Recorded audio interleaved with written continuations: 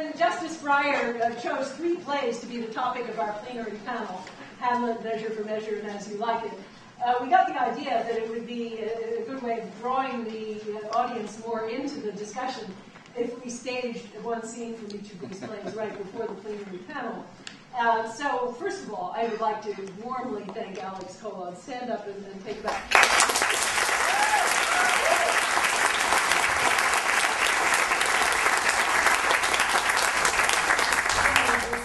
Manager, prop manager, costume design, everything, you name it, and she's been rehearsing with all the actors. The actors are all either faculty or members of one of the Greenberg seminars that Richard Posner, Richard Stryer, and I have been teaching on Shakespeare and the law, some from this year's Greenberg seminar and some from last year's. So you have the synopses of the scenes, so we're just going to do the scenes in order with a break for scene change in between.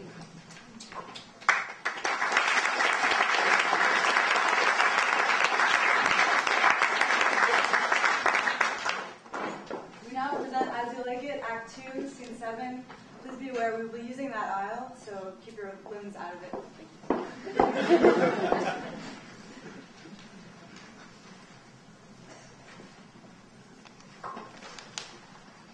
I think he be transformed into a beast, for I can nowhere find him like a man. My lord, he must stand out on heads. He was he merry hearing of a song. Go seek him. Tell him I would speak with him. He says my neighbor by his own approach.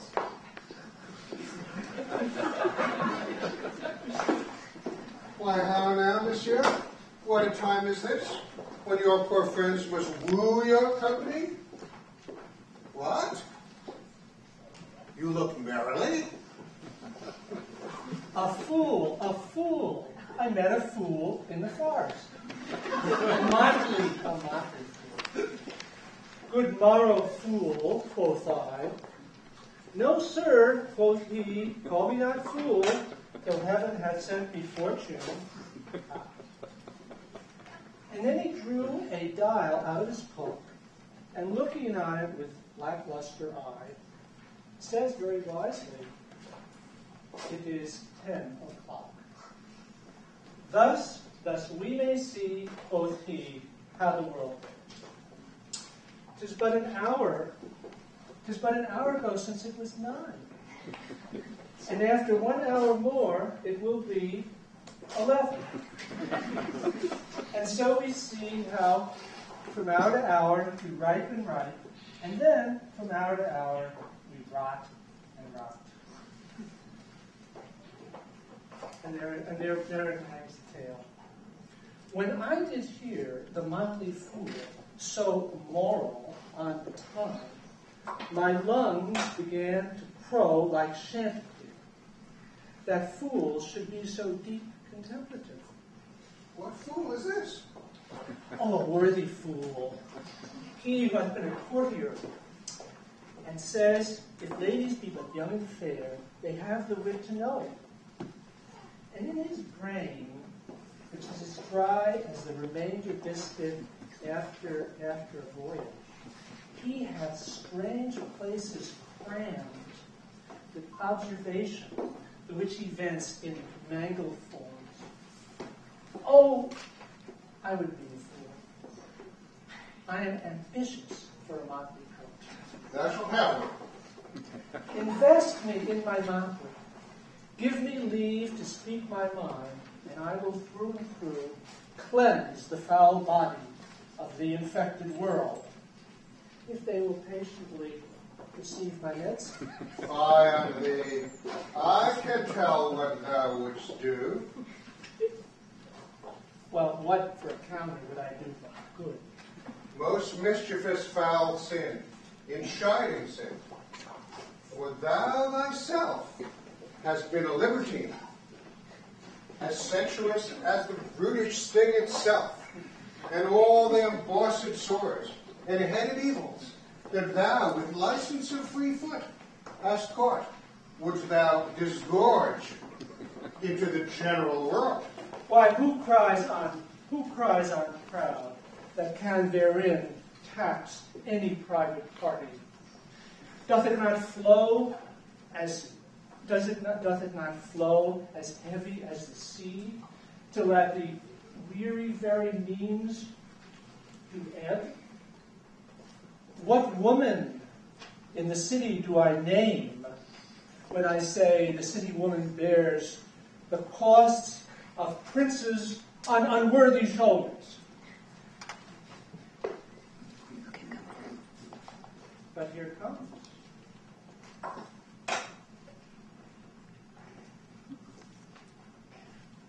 Methinks I saw someone. There is no more.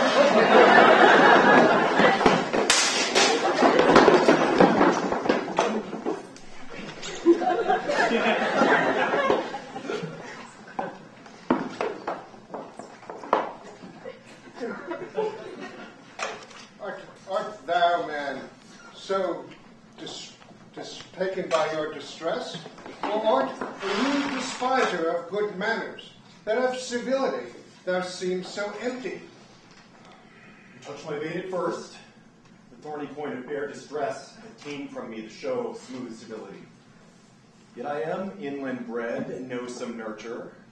But forbear, I say, he dies that touches any of this fruit, till I in my affairs are answering. But if you will not be answered with reason, I must die.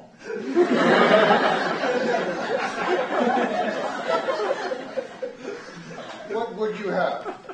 Your gentleness shall force, more than your force, move us to gentleness. I almost died for food, and let me have it. Sit down and eat, and welcome to our table. Speak to you so gently. Pardon me, I pray you. I thought that all things had been savage here, and therefore put I on the countenance of stern commandment. But whatever you are, in this desert inaccessible, under the shade of melancholy boughs that lose and neglect the creeping hours of time, if ever you've seen better days, if ever been where bells knolled to church, if ever sat in a good man's feast, if ever from your eyelids wiped a tear and know what it is to pity and be pitied, let gentleness my strong enforcement be, in which hope I blush and hide my sore. True is it that we have seen better days, and have been knolled to church with holy bell, and sat at good men's feasts, and wiped our eyes of tears that sacred pity hath engendered. Therefore, sit thou down of gentleness. But forbear your food a little while, whilst like a doe I go to find my fawn and give it food. There is an old poor man who hath after me many a weary step linked in pure love, till he be first sufficed, oppressed with two weak evils, age and hunger. I'll not touch a bed. Go find him out, and we will nothing waste till you have returned. I thank ye, and be blessed for your good comfort.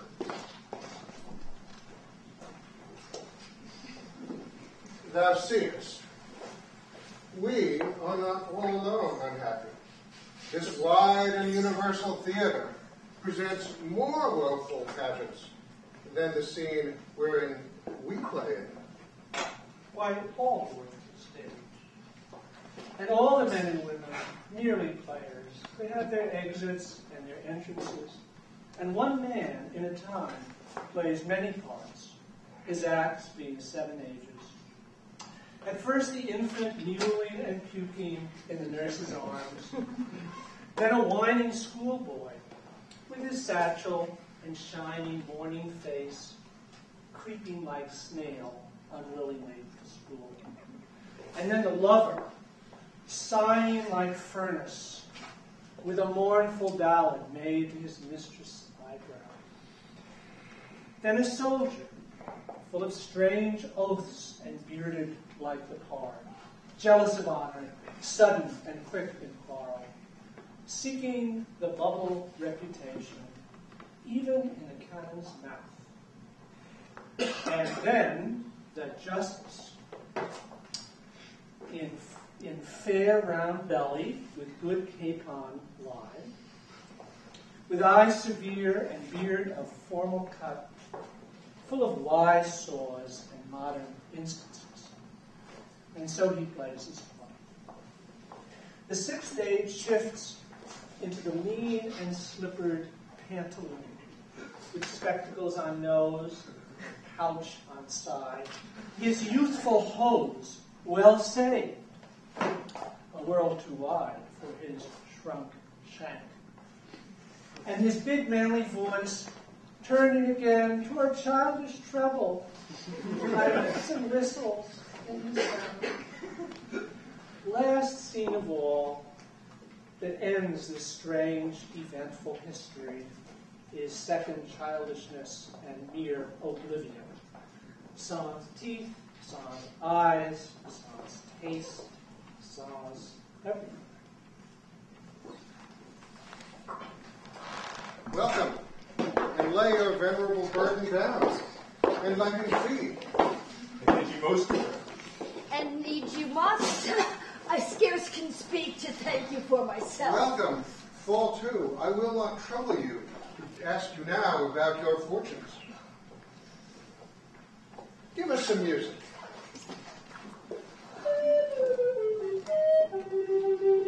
And good cousin, sing.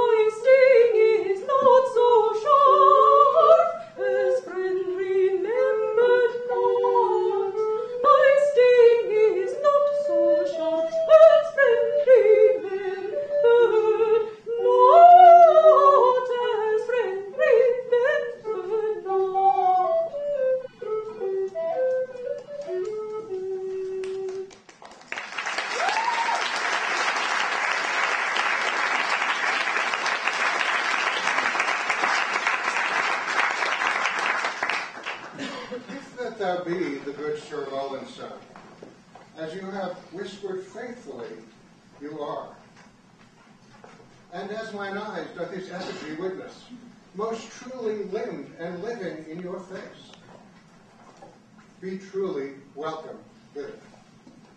I am the Duke that loved your father. The residue of your fortune, go to my cave and tell me. Good old man, thou art welcome here, as thy master is. Support him by the arm. Give me your hand, and I will all your fortunes understand.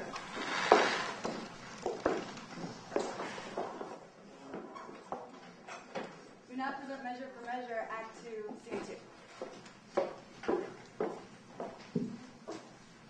2. He's hearing of a cause. He'll come straight. I'll tell him. Pray do. I'll know his pleasure. Maybe he will relent. Alas, he hath but as offended in a dream. All sects, all ages smack of this vice, and he to die for it. Now what's the matter, Provost? Is it your will, sir, Claudio shall die tomorrow? Did I not tell thee yea? Hast thou not order? Why Why dost thou ask again? Lest I might be too rash, under your good condition, I have seen when, after execution, judgment hath repented for its doom. Go to, let that be mine. Do you your office or give up your place, and you shall well be spared. I crave your honor's pardon. What shall be done, sir, with the groaning Juliet? She's very near her hour. Dispose of her to some more fitter place, and that with speed. Here's the sister of the man condemned. Desires access to you. Hath he a sister? I, your honor, a very virtuous maid, and shortly to be of a sisterhood, if not already. Well, let her be admitted. See the fornicatress be removed, let her have needful, but not lavish means. There shall be order for it. Save your honor. Stay a while. You are welcome. What's your will? I am a woeful suitor to your honour. Pray that your honour hear me. Well, what's your suit? There is a vice that most I do abhor, and most desire should meet the blow of justice, for which I would not plead, but that I must, for which I must not plead, but that I am at war twixt will and will not. Well, the matter. I have a brother is condemned to die. Let it be his fault, and not my brother. Heaven give thee moving graces. Condemn the fault, and not the actor of it? Why, every fault's condemned ere it be done. Mine is the very cipher of a function, to find the faults whose fine stands in record, and let go by the actor. Oh, just but severe law. I had a brother then. Heaven keep your honour safe. Give it not over so. To him, again, entreat him. Kneel down before him. Hang upon his gown. You're too cold. If you should need a pin, you could not, with your temple desire it. To him, I say. Must he needs die? Maiden, no remedy. Yes, I do think that you might pardon him, and neither heaven nor man grieve at the mercy. I will not do it. But can you, if you would? Look, what I will not, that I cannot do. But might you do it, and do the world no wrong, if so your heart were touched with that remorse as mine is to him? He's sentenced. 'Tis too late. You're too cold. Too late? Why, no, I that do speak a word may call it back again. Well, believe this. No ceremony that to great one longs, not the king's crown, nor the deputed sword, nor the marshal's truncheon, or the judge's robe, become them with one half so good a grace as mercy does. If he had been as you and you as he, you would have slipped like him, but he like you would not have been so stern. Pray you, be gone. I wish to heaven I had your potency, and you were Isabel. Should it then be thus? No, no, I would tell what 'twere to be a judge, and what a prisoner. Hey, touch him. That is the vein. Your brother is a forfeit of the law, and you but waste your words. Alas, alas, all the souls that were forfeit once, and he that might the vantage best have took found out the remedy. How would you be if he who was the top of judgment should but judge you as you are?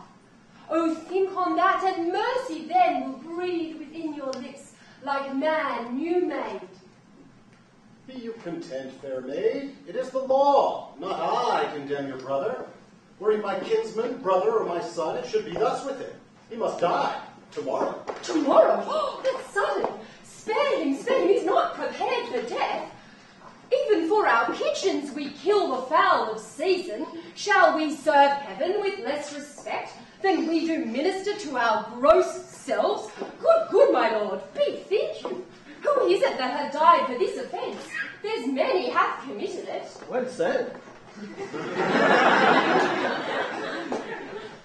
The law have not been dead, though it hath slept. Those many had not dared to do that evil, if the first that did the edict infringe had answered for his deed. Now 'tis awake, takes note of what is done, and like a prophet looks in the glass that shows what future evils, either new or by remissness new conceived, and so in progress to be hatched and born, are now to have no successive degrees, but ere they live, to end. Yet show some pity. I show it most of all when I show the justice. For then I pity those I do not know, which a dismissed offense would after gall, and do him right, that answering one foul wrong lives not to act another. Be satisfied. Your brother dies tomorrow. Be content. So you must be the first that gives this sentence, and he that suffers it. Oh, it is excellent to have a giant's strength, but tyrannous to use it like a giant. That's well said. Could great men thunder as Jove does, Jove would never be quiet, because every pelting petty officer would use his heaven for thunder, nothing but thunder. Merciful heaven, thou rather with thy sharp and sulphurous bolt splits the unwedgeable and gnarled oak than the soft myrtle. But man, proud man, dressed in a little brief authority, most ignorant of what he's most assured, his glassy essence like an angry ape, plays such fantastic tricks before high heaven as make the angels weep, who with our spleens would all themselves laugh mortal. Oh, to him, Vance. He will be on. He's coming, like I said. Pray heaven she win him. We cannot weigh our brother with ourselves. Great men may jest with saints, 'tis wit in them, but in the less, foul profanation. You are in the right, girl. More on that. That in the captain's but a choleric word, which in the soldier is flat blasphemy. At advice on that? More on it. Why do you put these sayings upon me? Because authority, though it err like others, hath yet a kind of medicine in it that skins the vice over the top. Go to your bosom, knock there, and ask your heart what it doth know that's like my brother's fault. If it confess a natural guiltiness such as his, let it not sound another thought upon your tongue against my brother's life. She speaks, and 'tis such sense that my sense breeds with it. Fare you well. Gentle, my lord, turn back. I will bethink me. Come again tomorrow. How I'll bribe you? Good, my lord, turn back. How, bribe me? Aye, with such gifts as heaven shall share with you. You have mad olets. Not with farm sickles of the tested gold, whose stones, whose rates are either rich or poor as fancy values them, but with true prayers that shall be up at heaven ere sun and enter there ere sunrise. Prayers from preserved souls, from fasting maids, whose minds are delicate to nothing temporal. Oh, come to me tomorrow. Heaven keep your honour safe. Amen. For I am that way going to temptation, where prayers cross. At what hour tomorrow shall I attend your lordship? At any time forenoon. Save your honour. From thee, and even from thy virtue. What's this? What's this? Is this her fault or mine? The tempter or the tempted? Who sins most? Ha! Not she, nor doth she tempt. But it is I that, lying by the violet in the field, do as the carrion does, not as the flower corrupt with virtuous season. Can it be that modesty may more betray our sense than woman's lightness? Having waste ground enough, shall we desire to raise the sanctuary and pitch our evils there? Oh, fie, fie, fie. What dost thou? Or what art thou, Angelo? Dost thou desire her foully for those things that make her good? Oh, let her brother live. Thieves for their robbery shall have authority when judges steal themselves. What? Do I love her? That I desire to hear her speak again and feast upon her eyes? Oh, cunning enemy, that to catch a saint with saints dost bait thy hook. Most dangerous is that temptation that does goad us on to sin in loving virtue. Never could the strumpet, with all her double vigor, arch in nature, once stir my temper, yet this virtuous maid subdues me quite. Even till now, when men were fond, I smiled and wondered how.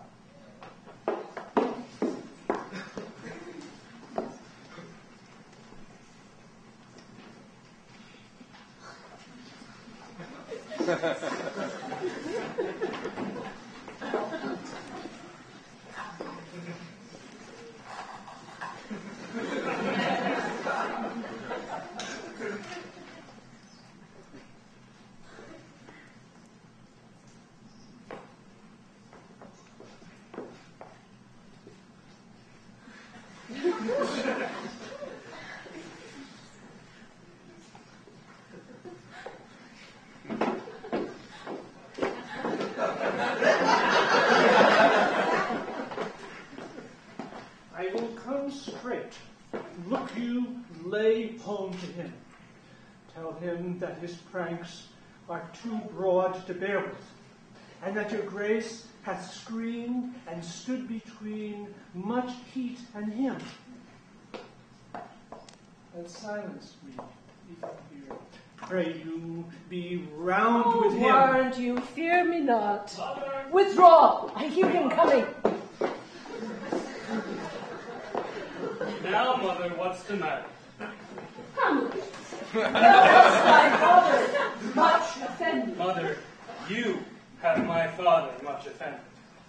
Come, come, you answer with an idle tongue. Go, go, you question with a wicked tongue. Why, how now, Hamlet? What's the matter now? Have you forgot me? No, by the rood, not so. You are the queen, your husband's brother's wife. And would it were not so, you are my mother. Nay, then I'll set those to you. Come, come, and sit you down.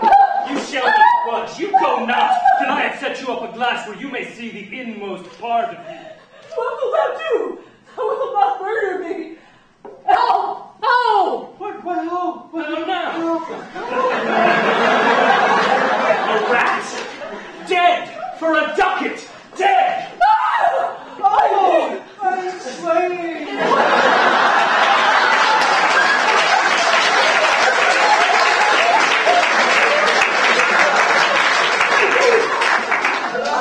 What hast thou done? Nay, I know not. Is it the king? Oh, what a rash and bloody deed is this? A bloody deed. Almost as bad, good mother, as kill a king and marry with his brother. Is kill a king? Aye, lady. It was my word. Oh, thou wretched, rash, intruding fool. Farewell. I think for that better. Take that fortune. Thou find'st to be too busy is some danger. Oh, leave wringing of your hands. Peace. Sit you down, and let me wring your heart, for so I shall, if it be made of penetrable stuff, if damned custom have not raised it so that it be proof and bulwark against sense. What have I done, that thou durst wag thy tongue in noise so rude against me? Such an act that blurs the grace and blush of modesty, calls virtue hypocrite, takes off the rose from a fair forehead of an innocent love and plants a blister there, makes marriage vows as false as dicers' oaths. Such a deed that from the body of contraction plucks the very soul, and sweet religion makes a rhapsody of words. Heaven's face does glow over this solidity and compound mass with heated visage, as against the judgment, is thought sick of the act. I mean, what act that roars so loud and thunders in the index? Look you now upon this picture and on this, the counterfeit presentment of two brothers. See what a grace was seated on this brow, Hyperion's curls, the front of Jove himself, an eye like Mars to threaten and command, a station like the herald Mercury, new lighted on heaven-kissing hill, a combination in a form where every god did seem to set his seal to give the world assurance of a man. This was your husband. Look you now what follows. This is your husband, like a mildewed ear blasting his wholesome brother. Have you eyes? Could you on this fair mountain leave to feed and batten on this moor, huh? Have you eyes? You cannot call it love, for at your age, the heyday in the blood is tame. It's humble, and waits upon the judgment. And what judgment would step from this to this? Sense, sure you have, else could you not have motion, but sure that sense is apoplexed, for madness would not err, nor sense to ecstasy was ne'er so thralled, but it reserved some quantity of choice to serve in such a difference. What devil was't that thus had cozened you a hoodman blind? Eyes without feeling, feeling without sense, ears without hands or eyes, smelling sans all, but a sickly part of one true sense could not so mope. O shame, where is thy blush?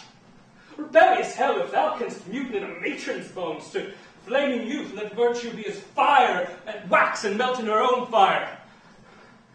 for playing no shame when the compulsive ardor gives the charge, as frost itself as actively doth burn, and reason panders. Oh, Hamlet, speak no more.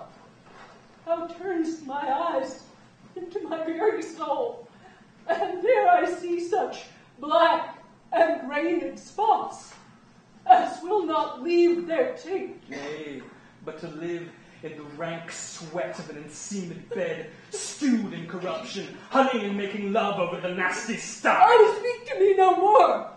These words like daggers enter in my ears. No more, sweet Hamlet. A murderer and a villain, a slave that is not 20th part the tithe of your precedent lord, a vice of kings, a cupbearer of the empire, that from a shelf the precious diadem stole and put it in his pocket. No more! A king of shreds and patches. Oh, save me and hover over me with your wings, you heavenly guard. What would your gracious figure? Alas, he's mad. You not come, your tardy son, to chide that lapsed in time and passion. Let's go by the important acting of your dread command. Oh, say! Do not forget, this visitation is but to whet thy almost blunted purpose. But look, amazement of thy mother sins. Oh, step between her and her fighting soul. Conceit in weakest body is strongest works. Speak to her, How is it with you, lady? Alas, how is it with you that you do turn your eyes on vacancy, and with the incorporeal air do hold discourse? Forth at your eyes your spirits wildly peep, and like the sleeping soldier in the alarm, your bedded hair, like life in excrements, start up and stand on end. O gentle sun, upon the heat and flame of thy distemper, sprinkle cool patience. Whereon do you look? On him! On him! Look you how pale he glares! His form and cause conjoined, preaching to stones would make them capable. Oh, do not look upon me, lest with this piteous action you convert my stern effects. Then what I have to do will want true color, tears, perchance, for blood. To whom do you speak this? Do you see nothing there? Nothing at all. Yet all there is I see. Or did you nothing hear? No, nothing but ourselves. Why, look you there! Look where it steals away! My father, in his habit as he lived! This is the very coinage of your brain. This bodiless creation. Ecstasy is very cunning in. Ecstasy. My pulse is yours does temperately keep time and makes us helpful music. It is not madness that I have uttered. Bring me to the test, and I the matter will reword, which madness would gamble from. Oh, mother, for love of grace, lay not that flattering unction to your soul, that not your trespass, but my madness speaks. It will but skin and film the ulcerous flesh, whilst rank corruption, mining all within, infects unseen. Confess yourself to heaven. Repent what's past. Avoid what is to come, and do not spread the compost on the weeds to make them ranker. Oh, forgive me this, my virtue, for in the fatness of these pursy times, virtue itself must of pardon, of vice pardon beg. Oh, I just left my heart in pain. Oh, throw away the worser part of it, and live the purer with the other half. Good night. But go not to my uncle's bed. Assume a virtue if you have it not. That monster custom, who all sense doth eat, is of habits devil is angel, yet in this, that to the use of actions fair and good, he likewise gives a frock or livery that aptly is put on. Refrain tonight, and that shall lend a kind of easiness to the next abstinence. The next more easy, for use almost can change the stamp of nature and either master the devil or throw him out with wondrous potency. Once more, good night. And when you are desirous to be blessed, I'll blessing beg of you. For this same Lord, I do repent, but heaven hath pleased itself with this, to punish me with this, and this with me, that I must be their scourge and minister. I will bestow him, and I will answer well for his death. Mother, good night. I must be cruel, only to be kind. Thus bad begins, and worse remains behind. One more word, good lady. What shall I do? Not this, by no means, that I bid you do.